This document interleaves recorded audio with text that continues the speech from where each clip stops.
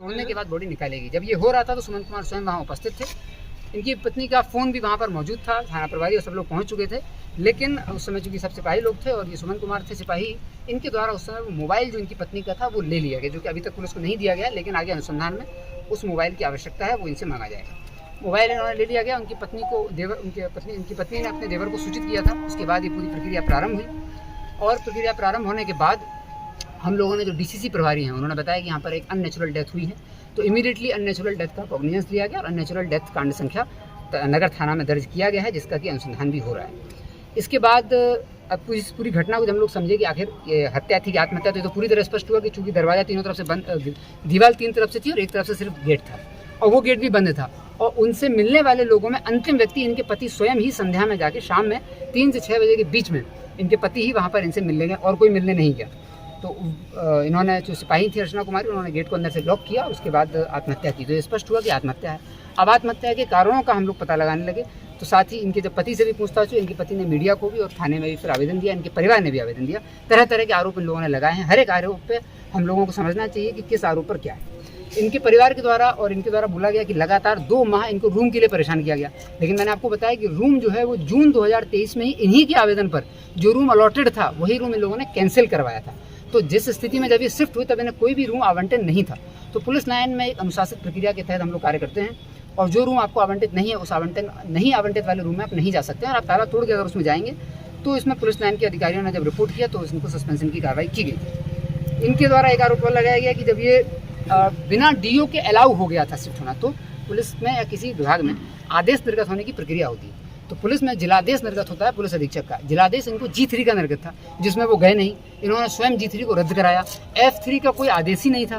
तो इनके द्वारा जो इनके परिवार के द्वारा जो आरोप लगाया जा रहा है कि F3 की चाबी मांगने के लिए प्रताड़ित किया गया, तो F3 की चाबी के हकदार आप कभी थे ही नहीं। आपने F3 के लिए इन्होंने अप्लाई किया था, लेकिन वो प्रक्रियाधीन था। वो तो बोर्ड की बैठक जब होगी तो बोर्ड उस पर निर्णय लेता कि F3 इनको देना है या किसी और को देना है। तो इनके नाम से जो आवास आवंटित था उस आवास की चाबी को लेकर कोई इशू नहीं है। F3 में ये किस तरह से प्रयास कर रहे थे जाने का ये स्पष्ट नहीं है। इनको वो आवंटित था नहीं, जबरदस्ती ये उसमें घुसे और ताला तोड़ करके घुस गए।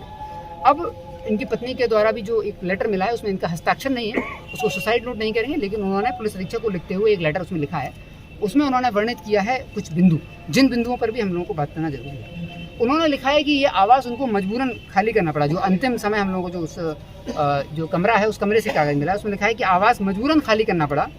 जहाँ शिफ्ट हुए हैं वहाँ बाथरूम की समस्या है, तो मेरी बेटी रोज़ रोती है, तो इसलिए मैं अपनी बेटी को रोते हुए नहीं देख सकती। यहाँ पर यह जानना जरूरी है कि ये लोग 12 सितंबर को ही शाम में शिफ्ट किए थे और ये घटना 13 तारीख की है। तो जो इन्होंने आवेदन में लिखा है कि रोज़ बेटी रोती है और जहाँ शिफ्ट हुए हैं वहाँ मजबूरन खाली करना पड़ा, जहाँ शिफ्ट हुए हैं वहाँ बाथरूम की समस्या है, तो ये लोग एक दिन पहले ही शिफ्ट हुए थे, 12 सितंबर को ही।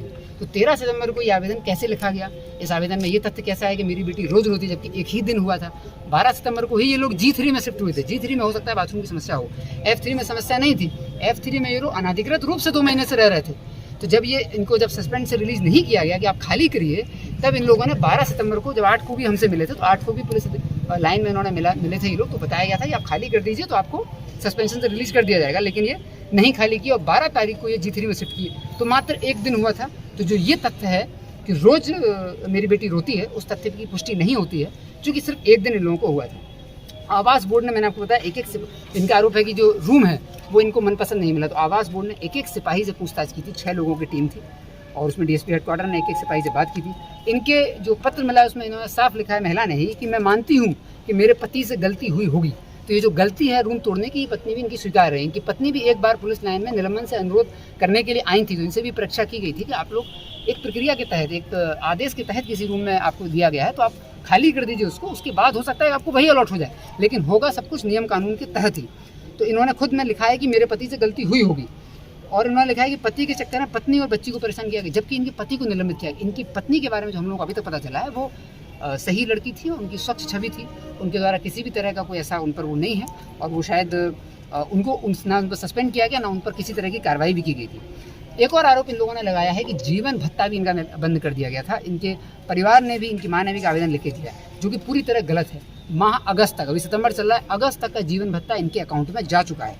पुलिस कार्यालय से जो सैलरी निर्गत होती है, तो जो लोग निलंबित होते हैं उनको उनकी सैलरी का आधा जीवन यापन भत्ता देने की प्रक्रिया है, वो जीवन यापन भत्ता इनको लगातार दिया गया है।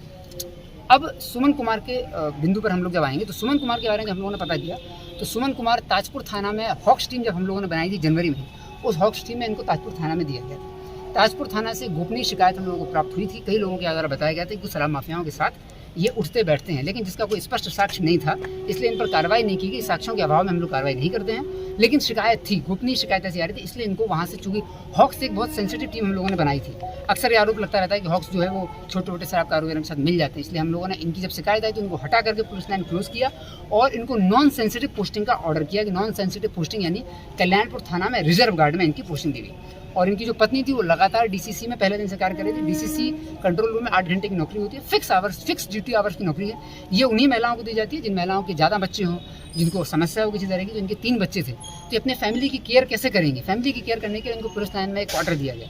फैमिली की केयर करने के लिए इनको फिक्स ड्यूटी आवर्स दिए गए, लेकिन इनके पति को चूँकि यंग थे और अच्छा काम कर सकते थे, इसलिए इनको चैलेंजिंग जॉब दी गई थी हॉक्स में, जो कि वो उसमें सही कार्य नहीं किए। गोपनीय सूचना आने पर इनको कल्याणपुर थाना में भेजा गया था।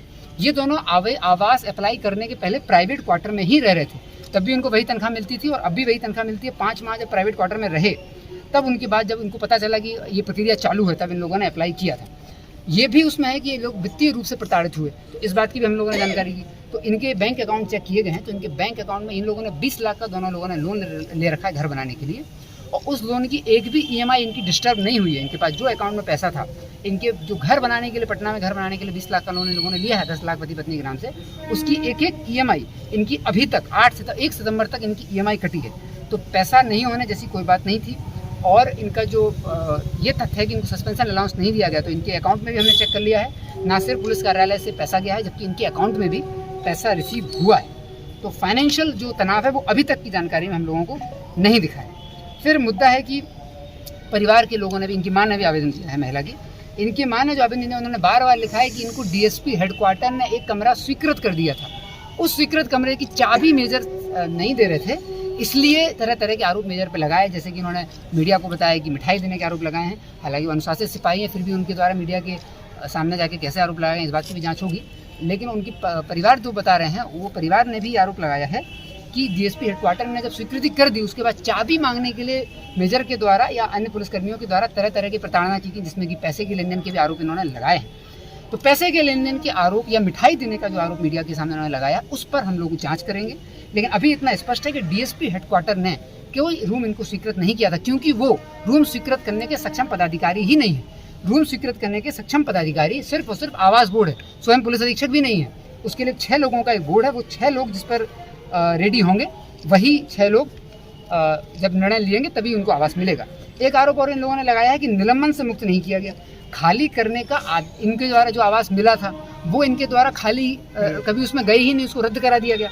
और जो दूसरा आवास जो कि इनको नहीं आवंटित था, उसमें ये गए थे, तो उसमें जो ताला तोड़ा था, तो इनसे अनुरोध किया गया था कि भाई आप वो खाली कर दीजिए तो आपको निलंबन से मुक्त कर दिया जाएगा। तो ये आरोप कि निलंबन से मुक्त नहीं किया गया, उसका जवाब ये है कि निलंबन से मुक्त इसलिए नहीं किया गया था कि आपने जिस आरोप में आपने जो कमरे का ताला तोड़ा है, उस कमरे को आपने अभी तक खाली नहीं किया है। और 12/9 को ही सुसाइड करने के एक दिन पहले ये आवास खाली किया गया था। इस तरह से जो आरोप इन लोगों ने लगाया। साथ ही इन लोगों ने एक आरोप और लगाया है इनके परिवार ने कि जो आवास खाली करने वाली बात है, जीवन यापन भत्ता बंद करने वाली बात है, वो जीवन यापन भत्ता मैंने आपको बताया कि उनको मिल रहा था।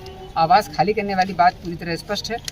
साथ ही इन लोगों ने आरोप लगाया है कि इनके जो आवास था F3 जिसमें रह रहे थे, उसमें समुचित है, तो F3 में सारी समुचित व्यवस्था थी, G3 में कोई समस्या। 2 महीने ये लोग अनाधिकृत रूप से जिस घर में रहे हैं वो इनको आवंटित नहीं था।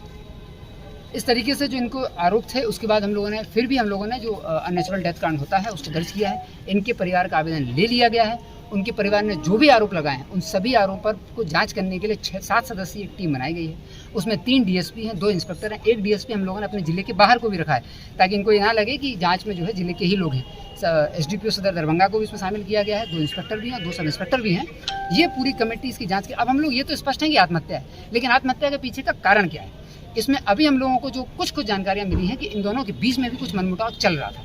अब ये मनमुटाव क्यों था और किस वजह से था, इसमें अभी हम लोगों के पास कोई तथ्य नहीं है। ये UD कांड दर्ज है और इसमें पूरी SIT जो 7 लोगों की मिली है, SIT के 2 मैंडेट हम लोगों ने बनाए कि वो जो आरोप लगा रहे हैं मेजर साहब पर या पूरी पुलिस लाइन पर कि पैसे का जो चाबी खोलने को लेकर के पैसे मांगे गए और मिठाई की जो बात आई है मेजर साहब के ऊपर, उसकी जांच ये 7 लोगों की टीम करेगी।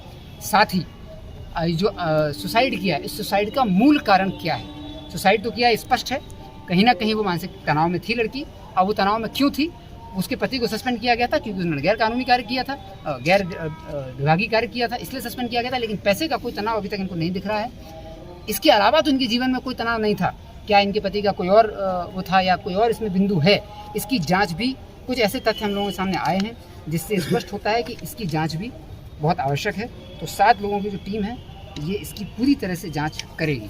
तो इस तरीके से इस मामले में अभी तक जो फैक्ट आए हैं वो सारे फैक्ट मैंने आपको बताए हैं, और इस सारे फैक्ट को लेकर के एक SIT हम लोगों ने बनाई है 7 लोगों की, जो इन सभी फैक्ट्स पर और साथ ही परिवार के द्वारा जो आरोप लगाया गया है उस आरोप पर एक एक करके जवाब देगी और पूरी जानकारी इसमें करेगी। इनके द्वारा एक और आरोप लगाया गया है कि पुलिस लाइन में इनको बुला करके, जब पुलिस लाइन में इनको बुलाया गया तो इनसे कहा गया कि आप रूम खाली करिए।